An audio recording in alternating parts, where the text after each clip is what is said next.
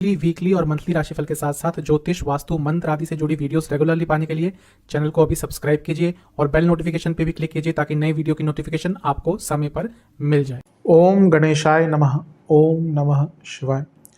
मैं निखिल ज्योतिषाचार्य आप सभी का मेरे चैनल पर पुनः स्वागत करता हूं। आशा करता हूं कि आप सभी स्वस्थ होंगे। महादेव की कृपा आप सभी पर सदैव बनी रहे।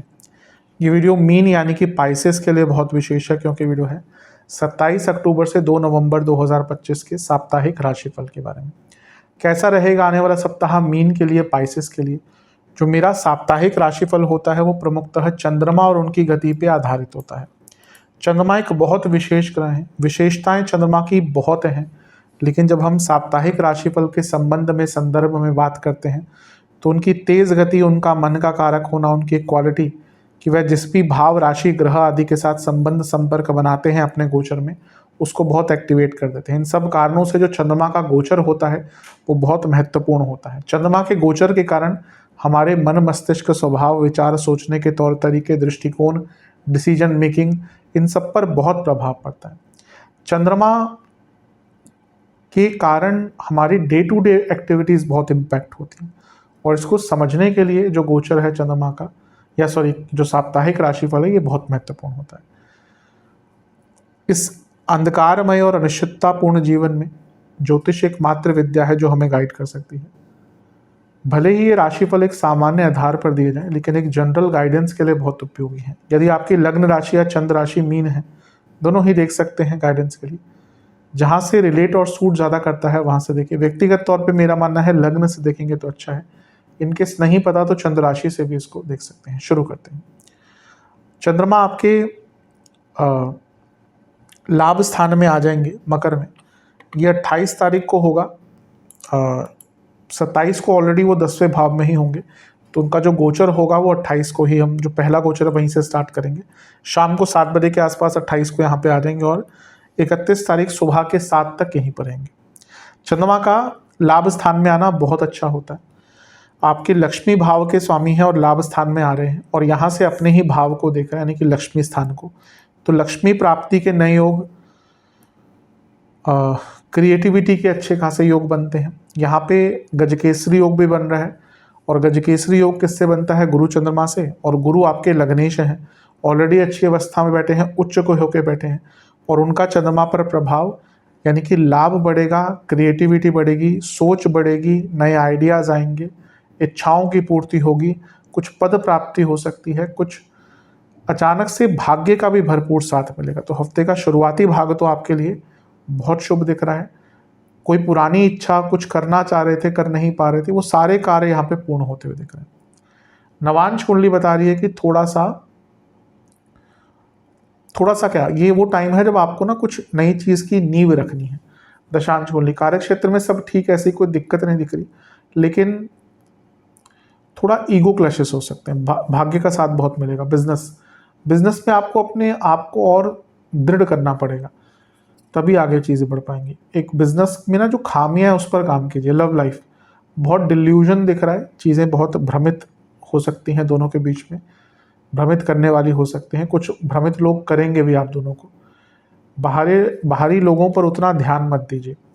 जहाँ तक वैवाहिक जीवन की बात है, ठीक है, सब कुछ। संतान प्राप्ति के लिए अच्छा समय, बल्कि कंसीविंग आदि के लिए अगर आप ट्राई कर रहे हैं तो अच्छा टाइम है। स्टूडेंट्स, मैं कहूँगा कि अपना फोकस थोड़ा सा एक्स्ट्रा करिकुलर एक्टिविटीज़ पर लगाइए। कभी कभी हमारे माइंड को एक ब्रेक चाहिए होती है जो हमें पता नहीं चलता। सेहत के हिसाब से कफ रोग बढ़ेंगे, इंडाइजेशन बढ़ेगा, पेट के रोग रहेंगे। सर्वाष्टक में आपका तीसरा भाव अत्यंत बली है। कुछ इच्छाओं की पूर्ति दिख रही है, कुछ नए कार्यों का आरंभ दिख रहा है। 31 तारीख सुबह के 7 बजे चंद्रमा आ जाएंगे आपके 12वें घर में, यानी कि कुंभ में, और 2 नवंबर सुबह के 11 तक यहीं पर रहेंगे। चंद्रमा का 12वें भाव में आना बहुत ज़्यादा अच्छा नहीं माना जाता। यहाँ पे वो राहु के साथ हैं, तो ग्रहण दोष भी लग गया, राहु केतु एक्सेस में फंस गए हैं। तो हफ्ते का ये भाग थोड़ा सा अनिश्चिततापूर्ण दिख रहा है। हाँ, चंद्रमा लक्ष्मी भाव के स्वामी है, राहु 12वें घर में है ऑलरेडी, तो बाहर से पैसा, विदेश संबंधित कार्यों में पैसा, गुप्त धन, धन कमाने के नए या अनकन्वेंशनल आइडियाज, नए आइडियाज तो पहले भी आएंगे, यहाँ पे अनकन्वेंशनल आइडियाज आएंगे। गुरु से अष्टम में है तो शकट योग भी बन रहा है, यानी कि कुछ चीजें विलंबित भी होंगी। मंगल की दृष्टि है, मंगल धनेश है, लक्ष्मी भाव के स्वामी है, चंद्रमा लक्ष्मी भाव के स्वामी है। धन तो दिख रहा है, पैसा अच्छा आएगा, कमाने के योग बनेंगे, अनकन्वेंशनल कुछ करते हैं लाभ मिलेगा, कुछ बदलाव लाने का, गुप्त धन है, सब में लाभ मिलेगा। लेकिन राहु और मंगल दोनों का प्रभाव चंद्रमा पर, यानी कि उग्रता बहुत रहेगी, छोटा मोटा इंजरी का योग भी ये बनता है, तो थोड़ा केयरफुल रहेगा। उग्रता के कारण या उग्रता में आकर कोई डिसीजन मत लीजिएगा, बहुत ज़्यादा ओवर इम्पल्सिव भी रहेंगे और छोटी छोटी बातें आपको तंग कर देंगी, कुछ कार्य विलंबित होंगे जो आपके इरिटेशन को और बढ़ाएंगे। नवांश कुंडली बता रही है कि भाग्य का साथ मिलेगा। दशांश कुंडली कार्य क्षेत्र में जॉब चेंज करने का प्रयत्न कर रहे थे तो टाइम अच्छा है।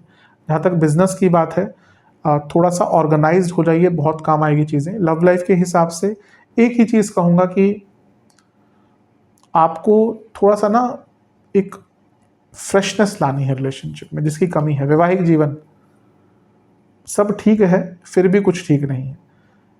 तो कारण ये है कि ऐसा दिख रहा है कि अपूर्णता है कुछ, लेकिन आप दोनों को ही नहीं पता। अब इसका हल क्या है? बैठिए, बातचीत कीजिए।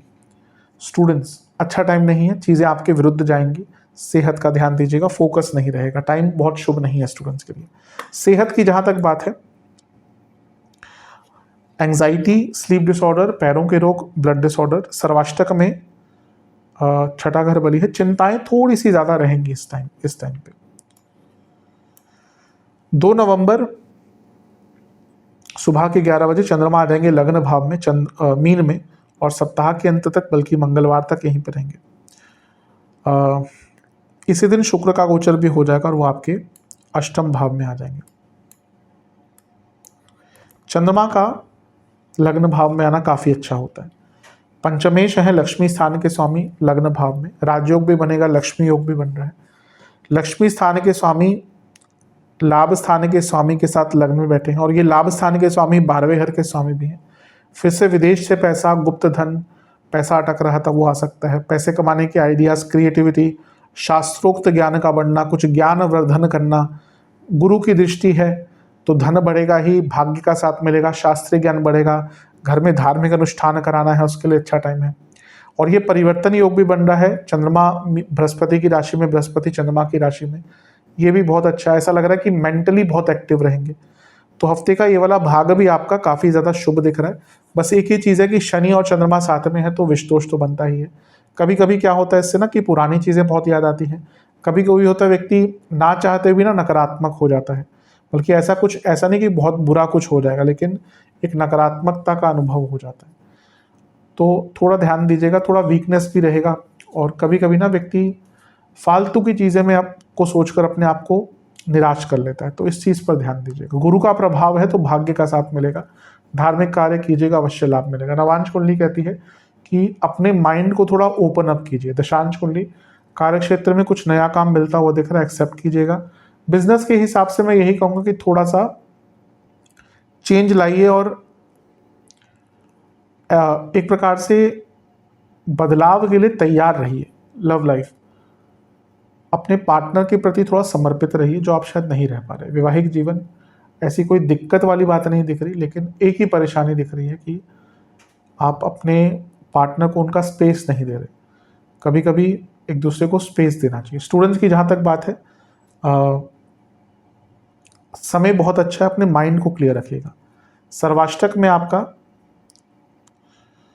लाभ स्थान बली है, पैसा, बड़ा पैसा आता हुआ दिख रहा है। सेहत की जहाँ तक बात है, आपको नसों की प्रॉब्लम, एंग्जाइटी, डिप्रेशन अगर है, दिक्कत होगी, ब्लड डिसऑर्डर, वीकनेस रहेगा। सर्वाष्टक लाभ स्थान बली जैसे मैंने कहा, पैसा अच्छा खासा आएगा। उपाय के स्वरूप में आपको बृहस्पति चालीसा, शिव चालीसा का एक बार पाठ करके ओम नमः शिवाय का भी 108 बार नहीं 21 बार जाप करना है। 108 नहीं 21 बार जाप कीजिएगा।